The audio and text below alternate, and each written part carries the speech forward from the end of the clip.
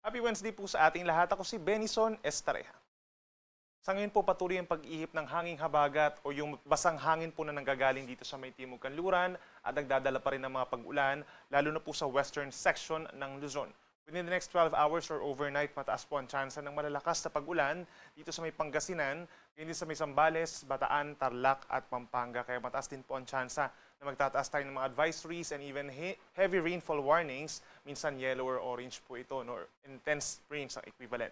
Samantala sa natitirang bahagi ng Luzon, mataas din po ang tsansa ng mga pag-ulan dulot ng habagat, makulimlim na panahon overnight at sasamahan din ng mga light to moderate with at times heavy rains. Kabilang na dyan ang Metro Manila. So kung lalabas po kayo ng bahay this evening, pagbaon po ng payong. Habang dito naman sa natitirang bahagi ng bansa, particularly dito sa may Visayas, Mindanao at sa may Kabikulan, paminsan-minsan nagiging maaliwalas naman po ang kalangitan overnight. Pero sa mga sandali ito, asahan po ang mataas na tsansa ng pagkulimlim at sasamahan din ng mga localized thunderstorms o yung mga pagkidlat pagkulog na usually nagtatagal po ng 1 hanggang 2 oras. Samantala, base sa ating latest satellite animation, yung kumpol ng ulap, meron po doong nabuo na low pressure area sa labas ng Philippine Area of Responsibility. As of 2 p.m. kanina ay huli itong namataan 675 kilometers kanluran ng Iba, Zambales. Ayon po sa Pag-asa, maliit pa ang tsansa na itong low pressure area ay maging isang ganap na bagyo sa susunod na 24 oras. Pero sa susunod na 24 oras, kikilos po ang bagyo pahilagang silangan at maring pumasok ng ating area of responsibility bukas ng hapon hanggang sa Biyernes. Kikilos pa ito pahilagang kanluran pahilagang silangan once makapasok ng PAR. Pagsapit ng Sabado, maaaring nandun na po sa pagitan ng Taiwan at Batanes at hindi rin natin inaalis yung tsansa na itong weather disturbance or low pressure area ay maging tropical depression habang nasa loob ng PAR. Kung sakasakali, bibigyan po natin ito ng local name na Esther o yung magiging panglimang bagyo for 2026 at unang bagyo sa buwan ng Hunyo. Maliit ang tsansa na maglaland for tatama sa kalupaan ang nasabing sama ng panahon, subalit mag-e-enhance pa rin po ito or magpapaibayo ng habagat sa malaking bahagi ng Luzon sa mga susunod na araw. By tomorrow, Thursday or June 4, asahan pa rin sa may kanlurang parte ng Luzon ang pinakamalalakas na ulan dahil po yan sa hanging habagat. Pinakamalakas dito sa may Ilocos Region, occasional rains po yan. Gayun din sa may Abra, Benguet, pababa ng Zambales, Bataan, Tarlac at Pampanga. Magbaon nga ng payong or kapote kung lalabas po ng bahay bukas at mag-ingat na rin sa mga pagbaha, lalo na po yung mga malapit sa ilog or even yung along po dun sa mga expressways natin dito sa may norte at mag-ingat na rin sa mga nasa bulubundukin na lugar dahil posible rin po ang landslides or pagguho ng lupa. Dito naman sa natitirang bahagi ng Northern and Central Luzon, down to Metro Manila, ganyan din ang Calabarzon, Mindoro Provinces at Marinduque, asahan pa rin ang makulimlim na panahon for most of the day bukas at sasamahan din ng kalat-kalat na ulan. Generally light to moderate rains po yan, umaga hanggang hapon at sa hapon hanggang gabi, madalas ang mga thunderstorms. Kaya sa mga lalabas po ng bahay bukas, magbaon din po ng payong at mag-ingat din sa banta ng mga biglaang pagbaha at pagguho ng lupa sa inyong lugar. Habang dito naman sa may Kabikulan, partly cloudy to cloudy skies, lalo na sa umaga hanggang sa tanghali. Pero pagsapit muli ng hapon hanggang gabi, mataas muli ang tsansa ng cloudy skies at merong tsansa din po ng mga localized thunderstorms. For Metro Manila, temperatura bukas 25 to 32 degrees Celsius. Sa Baguio, nababawasan po yung init, 17 to 21 degrees dahil sa makulimlim at maulang panahon. Habang dito sa may Lawag, hanggang 29 degrees Celsius lamang. Sa ating mga kababayan sa Palawan, umaga pa lamang mataas na ang tsansa ng ulan sa may northern portion kabilang na ang Calamian Group of Islands, epekto po yun ng southwest monsoon, habang sa natitirang bahagi ng Palawan at malaking bahagi ng Visayas, magiging maaraw sa maraming lugar or partly cloudy skies.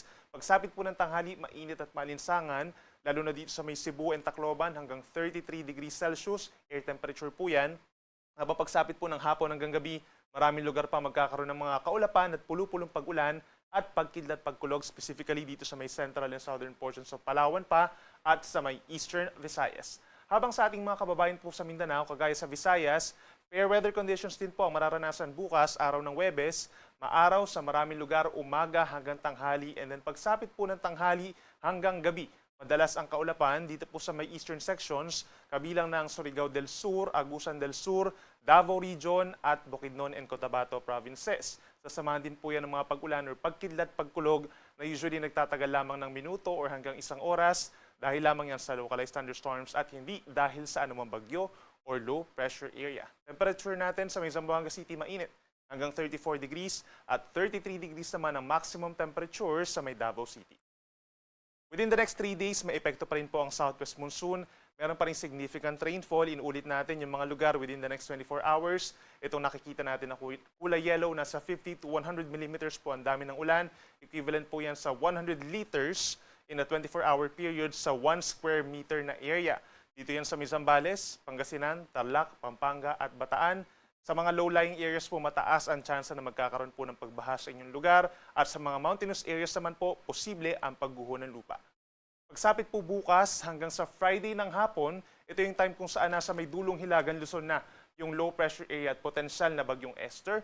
At aasahan po natin ang mga pag-ulan dulot ng habagat sa may western section pa rin ng Luzon, buong Ilocos Region, gayon din ang Abra, Benguet, Zambales, Bataan, Tarlac, maging din doon din po sa may Batanes. Mataas din po ang tsansa ng mga kalat-kalat na ulan at minsan malalakas po ito. No? Mataas pa rin ang banta ng mga pagbaha at pagguho ng lupa. So make sure na coordinated din po tayo sa ating local government units at kahit sa ating mga barangay for possible rescue and evacuation.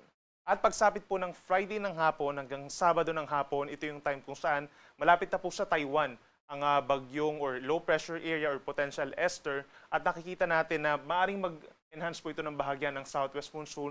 Kaya itong mga areas pa rin na nabanggit natin kanina, itong Ilocos Region, Abra, Benguet, Zambales, and Bataan, ang magkakaroon pa rin ng mga paminsan-minsang malalakas na mga pag-ulan. So make sure po na kung lalabas ng bahay hanggang sa weekend, itong mga nabanggit natin na lugar, magbaon po ng payong at kapote at make sure nga na magantabay sa ating mga heavy rainfall warnings and rainfall advisories.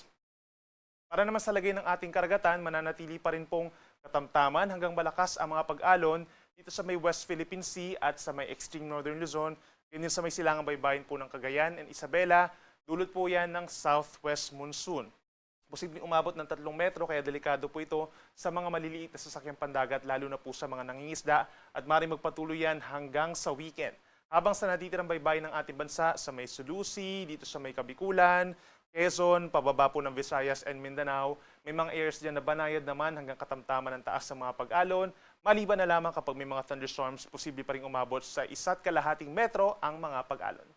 At para naman sa lagay ng ating panahon, simula po sa Friday hanggang sa Sunday, inuulit natin yung southwest monsoon magdadala pa rin po ng pag-ulan sa may northern and western sections of Luzon. Yan po epekto na rin ng bahagya ng low pressure area na posibleng maging si bagyong Esther. Pinakamadalas nga mga pag-ulan pagsapit ng Friday, Saturday, and Sunday dito pa rin sa may Ilocos Region, Cordillera Region, Cagayan Valley, Central Luzon, even sa Metro Manila at mga nearby areas po sa Calabarzon, hanggang sa may Occidental Mindoro, mataas pa rin po ang tsansa ng mga pag-uulan. Habang sa may Kabikulan, simula po Friday hanggang Sunday, asahan ang bahagyang maulap at minsan maulap na kalangitan sa umaga hanggang sa hapon at posible lamang ang pulupulong pag-ulan hanggang sa gabi. Sa ating mga kababayan po sa Visayas, asahan din po ang fair weather conditions kagaya sa may Bicol. Maraming lugar dito sa Visayas, umaga hanggang early afternoon, magiging maganda naman or maaraw naman ang panahon. So perfect po ito sa mga magbabalak po na magbakasyon doon. Wala naman pong aasahan silang anumang tuloy-tuloy na malalakas sa mga pag-ulan dahil sa anumang bagyo or low pressure area. At pagsapit po ng hapon hanggang gabi, may chance po na magkakaroon ng mga pag-ulan at mga thunderstorms. Usually nagtatagal lamang po ito ng minuto hanggang 2 oras. Temperatura natin sa may Metro Cebu, posibleng pinakamainit pagsapit ng Sabado, 34 degrees Celsius ang maximum temperature. At dito naman sa may Tacloban, hanggang 33 degrees Celsius. At sa ating mga kababayan sa Mindanao, halos similar weather conditions po ang mararamdaman nila simula po Friday hanggang sa Sunday. Perfect po sa kung maglalaban po kayo or magpe-prepare ng inyong mga uniforms at yung magpe-prepare po sa pasukan po by next week. Asahan naman ang maaraw na panahon sa maraming lugar sa Mindanao mula umaga hanggang tanghali, and then pagsapit ng tanghali, asahan yung mainit at malinsangan na panahon hanggang 33 degrees Celsius sa maraming lugar. Dito sa may Zamboanga actually hanggang 34 degrees, kayo din sa may General Santos City and Cotabato. Then pagsapit ng hapon hanggang gabi, andyan pa rin ang mga localized thunderstorms. Ang ating sunset ay 6:23 ng gabi at ang sunrise bukas 5:26 ng umaga. Yan muna ang latest mula dito sa Weather Forecasting Center ng Pag-asa. Ako muli si Benison Estareja. Mag-ingat po tayo.